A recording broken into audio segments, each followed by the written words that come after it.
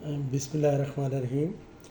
آج کا ہمارا ویلاگ انسٹیٹیوشنلزم پہ ہے، یعنی کہ جیسے انسٹیٹیوشن سے انسٹیٹیوشنلزم نکلا تو یعنی کہ صاف ظاہر ہے کہ یہ جو تھیوری ہے، یہ جو ہمارا فلسفہ ہے، یہ اس کا جو ایمفیسس ہے on the importance of formal organization, values and norms in shaping and influencing political behaviour and decision making processes. Institutionalism کو ہم بریفلی ڈیفائن یہ کر سکتے ہیں کہ یہ اس کی ساری توجہ یا اس کا ایمفیسس جو ہے وہ آرگنائزیشن اسٹرکچر کے اوپر ہوتا ہے، اور پھر اس آرگنائزیشن اسٹرکچر کے اندر کیا آپ کی ویلیوز بنتی ہیں، کیا نارمز بنتے ہیں، یعنی کہ اس کا کلچر کیا بنتا ہے۔ ایک اس کا اسٹرکچر ہو گیا کہ کیا اس کے اندر اسٹرکچر کیسا موجود ہے، پھر اس کے اندر نارمز اینڈ ویلیوز یعنی اس کا کلچر کیا ہے، وہ کیسے بنتا ہے۔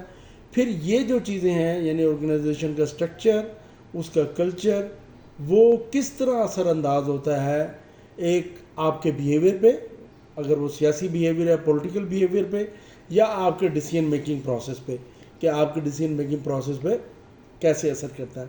تو اس انسٹیٹیوشنلزم کا جو بانی ہے وہ میکس ویبر ہے۔ اس نے پہلے دفعہ اس کو تعارف کیا اس کا، اور اس موسٹ انفلوئنشل جو انسٹیٹیوشنسٹ ہے وہ میکس ویبر ہی کہلاتا ہے، اور اسی کا ہی اثر ہے جس نے آج ہم اس کو دیکھتے ہیں، اور اس کی جو تھیورائزیشن ہے وہ بھی میکس ویبر نے ہی کی ہے، اور اس کے اوپر بیسیکلی اس نے اس وقت کام کیا جب اس نے اپنی کتاب جو ہے ان اس ڈسکشن میں جو اس نے ڈسکشن کی اپنی کتاب کے اندر اسٹیٹ اینڈ بیوروکریسی میں جب اس نے ڈسکشن کی تو اس نے بتایا کہ انسٹیٹیوشنز کا کیا کام ہے۔ تو بنیادی طور پہ ویبر نے ایک تھیوری آف اتھارٹی دی۔ اس نے ویبر یہ کہتا ہے کہ پہلے کوئی بھی جگہ آپ کی جو اتھارٹی ہوتی ہے وہ کرزمیٹک اتھارٹی ہوتی ہے، یعنی کہ وہ ایک کرزما ہوتا ہے جس کی وجہ سے وہ اتھورائز کرتا ہے یا اتھارٹی کرتا ہے، لیکن وہ اگر صرف کرزمیٹک اتھارٹی رہتی ہے تو اس کا جو میجیکل ایسنس ہے وہ ختم ہو جاتا جلد، تو اس کو ضرورت ہوتی ہے اس کرزمیٹک اتھارٹی کو چینج کرنے کی، ٹرانزینٹ کرنے کی، کیونکہ وہ روٹین میں بنانے کی، اس کو وہ کہتا ہے روٹینائزڈ کرنے کی، یعنی کہ وہ کہتا ہے یہاں اس کے الفاظ یہ ہیں کہ institutionalization are this a subset of Weber process of routinization, یعنی کہ جب تک آپ کرزمیٹک پروسیس کو روٹین میں نہیں لے کے آتے تو وہ اس کا اپنا ایسنس جو ہے کھو دیتی ہے۔ تو اس کا پروسیس یہ ہے، ویبر نے جو آرگنائزیشن کا پروسیس دیا یا پروسیس آف جو اتھارٹی دیا ہے، اس نے کہا کرزمیٹک اتھارٹی ہوتی ہے، پھر کرزمیٹک اتھارٹی ایک روٹین بنتی ہے، روٹینائزڈ ہوتی ہے، جس کو وہ کہتا ہے یہ ٹریڈیشنل اتھارٹی بنتے ہیں، وہ ٹریڈیشن بن جاتے ہیں، ایک کلچر بن جاتا ہے، اور پھر اس ٹریڈیشن اتھارٹی کے بعد وہ ریشنل اور لیگل اتھارٹی بنتی ہے۔ تو یہ 3 سٹیپ کا پروسیس ہے، جس کے بعد ایک جو ہے جو ٹیک پلیس ہوتا ہے، اور اس کے بعد جو ہے وہ پھر انسٹیٹیوشن بننا شروع ہوتے ہیں، اور جب لیگل اور ریشنل اتھارٹی بنتی ہے تو وہ جو آپ کی اتھارٹی ہے وہ جو ہے انسٹیٹیوشنلائزڈ ہو جاتی ہے۔ یہ آپ کو یہ چیزیں دوسری جگہ بھی ملیں گی اس طرح کے، کس طرح وہ ہوتا ہے کہ یعنی کہ کسی بھی تھیوری کو اگر آپ نے پریکٹیکلی امپلیمنٹ کرنا ہے تو اس کو انسٹیٹیوشنلائز یا اس کو کنورٹ کرنا پڑے گا انسٹیٹیوشن میں، اس کو لیگل اور ریشنل اتھارٹی دینی پڑے گی، پھر ہی جا کے وہ امپلیمنٹیشن اس کی ہو پائے گی۔ تو اس کے اندر جو جن چیزوں پہ ایمفیسس ہوتا ہے وہ 5 چیزیں ہوتی ہیں۔ پہلی چیز ہوتی ہے رول اینڈ پروسیجر، انسٹیٹیوشنز کے مطابق، کیونکہ رول اینڈ پروسیجر بہت اہم ہے کہ ہر کام بائی رول ہوگا۔ پھر نمبر 2 پاتھ ڈیپینڈنس، یعنی پاتھ ڈیپینڈنس کا مطلب یہ ہے کہ جو بھی سٹیپ ہیں وہ کلیئر ہے کہ پہلا کام یہ ہونا ہے، پھر دوسرا کام یہ ہوگا، پھر تیسرا کام یہ ہوگا، پھر چوتھا کام یہ ہوگا۔ تو پارٹ ڈپینڈنس ہے، اگر یہ کام ہو جائے گا تو پھر یہ کام ہوگا. تو یہ بڑا کلیئر ہوگا کہ کس رستے سے جا کے آپ کا کام ہونا ہے.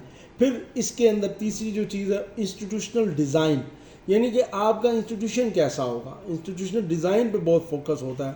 آپ کا جیسا انسٹیٹیوشن ہوگا ویسے اس کے ریزلٹس آئیں گے. چوتھا اس کے اندر ہوتا ہے رول آف ایکٹرس، کہ جو انسٹیٹیوشن چلانے والے ہیں یا جس سے انسٹیٹیوشن ڈیل کر رہے ہیں ان کا کیا کردار ہوگا، یعنی کہ وہ کیسے شیپ کریں گے انسٹیٹیوشنس کی ڈیسیژن میکنگ کو، اور انسٹیٹیوشن کے اسٹرکچر کو، انسٹیٹیوشن کے ڈیزائن کو، اور اس کے رولز اینڈ پروسیجر کو. آخر رولز اینڈ پروسیجر بدلتے بھی ہیں. اس کے لیے اس نے پانچواں فیکٹر بات بتائی ہے جسے کہتے ہیں انسٹیٹیوشنل چینج. انسٹیٹیوشنل چینج کیسے آئے گا، یعنی کہ جیسے دنیا ایک فلکس میں ہے، جیسے world is in flux, society is in flicks.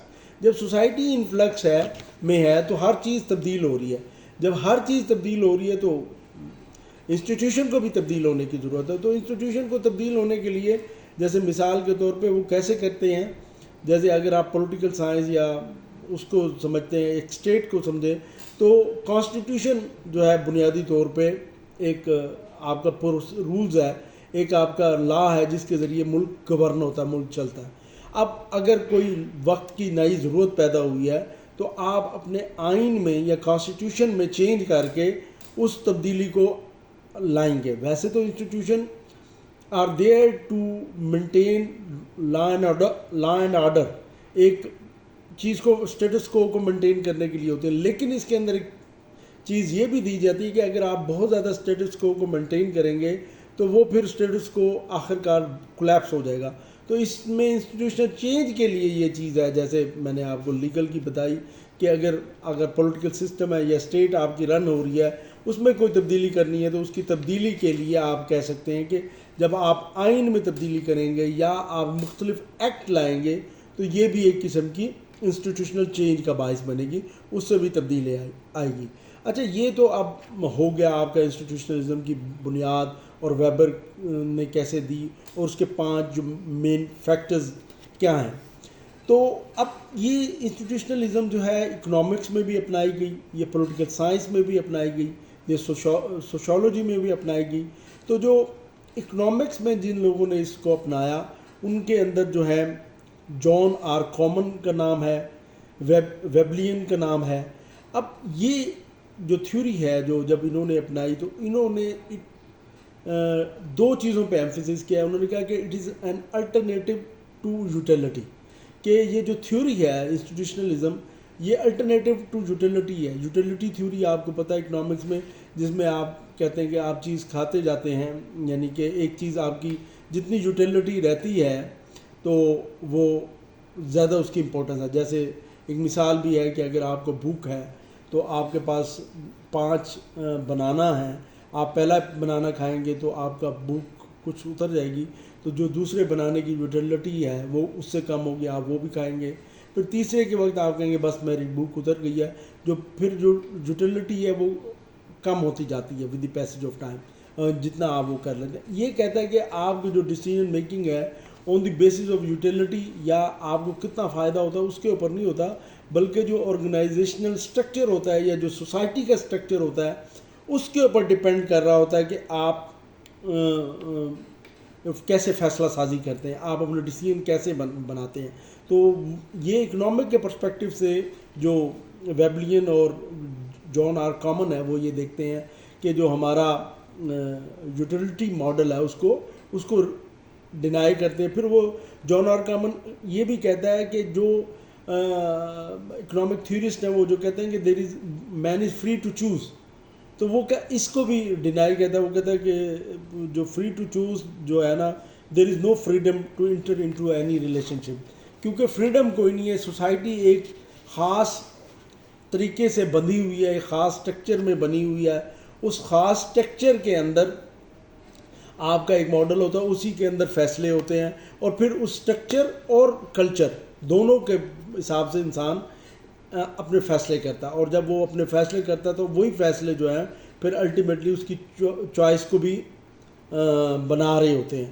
وہ کس چیز کو چوائس کرنا، کس چیز کو نہیں چوائس کرنا، وہ بھی اس پہ ایمفیسائز کر رہے ہوتے ہیں. تو اس لیے یہ کہتے ہیں کہ there is no freedom to of choice. Freedom بھی جو آف چوائس جو ہے وہ بھی وہ اس کو ڈینائی کرتے ہیں, اس کو نلیفائی کرتے ہیں. پھر اس کے اندر اگلے جو امریکن انسٹیٹیوشنلسٹ ہیں وہ یہ کہتے ہیں, کارل پولانی ہے اس میں, کارل پولانی یہ کہتا ہے کہ یہ جو فری مارکیٹ کا جو کنسیپٹ ہے وہ بھی ایک قسم کا جو ہے نا صحیح نہیں ہے, کیونکہ کوئی بھی مارکیٹ فری نہیں ہوتی, یہ ڈپینڈ کر رہی ہوتی ہے اسٹرکچر پہ, پروسیجر پہ, اور اس کے اوپر جو ہے نا وہ بناتی ہے. یہ جو اس کا اسپونٹینیس اور اس کا ایکسچینج صحیح نہیں ہوتا, یہ بلکہ ایک دوسرے کے اوپر ڈپینڈ کر رہی تھی اور اس اسٹرکچر پر ڈپینڈ کر رہی تھی جس کے اندر وہ مارکیٹس کام کر رہی ہیں. تو اس کا یہ کہنا کہ کوئی بھی مارکیٹ فری ہے, یہ بھی ایک اس کو بھی وہ ڈینائی کرتے ہیں. کارل پولانی نے اس کو وہ کیا, ڈینائی کیا. تو اسی طرح باقی پولیٹیکل سائنس میں بھی جیسے میکس ویگبر نے کہا, پھر کارل فیڈرچ اس میں یہ کہتا ہے کہ کارل فیڈرچ یہ کہتا ہے کہ constitutionalism was characterized by both concern for individual autonomy and institutional arrangement. یعنی کہ وہ یہ کہتا ہے کہ نہ صرف جو ہمارا آئین ہے یا کانسٹیٹیوشن ہے کسی ملک کا, وہ دونوں قسم کی ارینجمنٹ کرتا ہے. وہ صرف یہ ایک تو آپ کا انسٹیٹیوشنل ارینجمنٹس بھی بناتا ہے, فریم ورک بھی بناتا ہے کہ کیسے انسٹیٹیوشن کام کریں گے, اور دوسرا وہ اس چیز پہ بھی کام کرتا ہے کہ انڈیویجول لبرٹی یا ایک شخص کی آزادی جو ہے وہ کتنی ہوگی. تو یہ اس میں وہ کہتا ہے. وہ پھر یہ کہتا ہے کہ institution are the rules of politics and the instruments of their enforcement. جو انسٹیٹیوشن ہے وہ رولز آف پالیٹکس ہیں اور انسٹرومنٹ ہیں آف انفورسمنٹ کے, اس کے ذریعے آپ کے لا اینڈ آرڈر کو امپلیمنٹ کیا جاتا ہے. However, Friedrich was careful to note that institutions must reflect social and political reality, and without belief their legitimacy they are greatly weakened. یعنی کہ آپ جب بھی کوئی آئین بنائیں یا کوئی بھی رولز وغیرہ بنائیں تو جو آپ کی ریالٹی ہے, جو پولیٹیکل ریالٹی ہے, اس کو ضرور مد نظر رکھیں, اور اس کے جو لوگوں کے قائد ہیں ان کو بھی مد نظر رکھیں. اگر آپ ان کو مد نظر نہیں رکھیں گے تو کیا ہوگا, اس کی لیجٹیمیسی جو ہے وہ نہیں لے پائے گی اور اس کا ایفیکٹ جو ہے نیگیٹو ہوگا. تو آپ نے انسٹیٹیوشنلزم کو, اس کے اوپر جو کرٹیسزم ہے انسٹیٹیوشنلزم پہ, وہ مثلاً وہ یہ کہتے ہیں کہ بیہیویئرل اپروچ جو ہے وہ کہتے ہیں, جو بیہیویئرل سائنٹسٹ ہیں وہ کہتے ہیں کہ یہ صحیح نہیں ہے, کیونکہ یہ تو ہمارے بیہیویئر پہ ڈپینڈ کر رہا ہوتا ہے, نہ کہ وہ روٹینز جو ہماری ہیں وہ بیہیویئر سے بنتی ہیں, نہ کہ اس طرح کسی چیز کے تحت انفلوئنس ہوتی ہیں. تو پھر اس کے اندر ایک کنسیپٹ ہے نیو انسٹیٹیوشنلزم. نیو انسٹیٹیوشنلزم یہ کہتا ہے کہ bring the state back is becoming a seminal work that proposed an institutional research program that would sustain political science for more than 2 decades. یعنی کہ جو یہ کہتا ہے کہ نیو انسٹیٹیوشنلزم یہ کہ بھئی اسٹیٹ کو دوبارہ مین ورک میں لایا جائے, جبکہ آج کل ایمفیسس کیونکہ زیادہ تر فری اکانومی اور فری مارکیٹ پہ ہو رہا ہے, یہ اس چیز کے وہ ہیں دائیں ہیں کہ کہ اسٹیٹ کو سینٹرل پوزیشن ہونی چاہیے تاکہ اور جو ہے نا تاکہ اس کو سمجھا جا سکے. پھر یہ بھی کہتے ہیں کہ جیسے پال ڈیمیگو ہے اور والٹر پال, وہ یہ کہتے ہیں کہ جو دے ایمفیسس کہ ہم نے اسٹیٹ سٹرکچر کو اور اسٹیٹ کے جو کلچر ہے, کرافٹ کو ہم نے نا ٹیکن فار گرانٹیڈ لے لیا, ہم اس کو سمجھتے نہیں ہیں اور ہم نے اس کو ایسے ٹیکن فار گرانٹیڈ لے لیا کہ یہ ایسے بنا ہے. حالانکہ اس کا ایک اثر ہوتا ہے, اس کا ایک امپیکٹ ہوتا ہے آپ کے ڈیسیژن میکنگ پہ اور ساری چیزوں پہ. تو ہمیں دوبارہ اس کو سمجھنے کی ضرورت ہے. We should not consider it taken for granted. تو اس وجہ سے اس سے آپ کی جو ہے نا سمجھنے میں آسانی ہوگی. اسی طرح جب آپ کنکلوڈ کر سکتے ہیں کہ انسٹیٹیوشنلزم جو ہے وہ ہمیں ایک الٹرنیٹیو ماڈل دیتا ہے against the utility approach and against the freedom of choice کہ کون سی چیزیں یہ ہیں مین از فری, اور وہ جو اس کو وہ کہتا ہے, بلکہ یہ ایمفیسس کہتا ہے کہ جو سوسائٹی ہے, جو اس کا اسٹرکچر ہے اور جو اس کے انسٹیٹیوشن ہے وہ انسان کو بناتے ہیں. نہ صرف اس سے ہیومن بینگ کی ڈیسیژن میکنگ پہ اثر ہوتا ہے, ان کی سوچ پہ, ان کی اپروچ پہ بھی اثر ہوتا ہے. اس لیے یہ کہتے ہیں کہ انسٹیٹیوشنز جو ہیں وہ they run the country and they develop governance and good governance in the society. تو جتنے مضبوط اسٹرانگ انسٹیٹیوشن ہوں گے اتنی اچھی گورننس آپ کی ہوگی, اتنا بہتر طریقے سے ملک کام کرے گا اور اس کا اتنا اچھا امپیکٹ ہوگا. Thank you very much.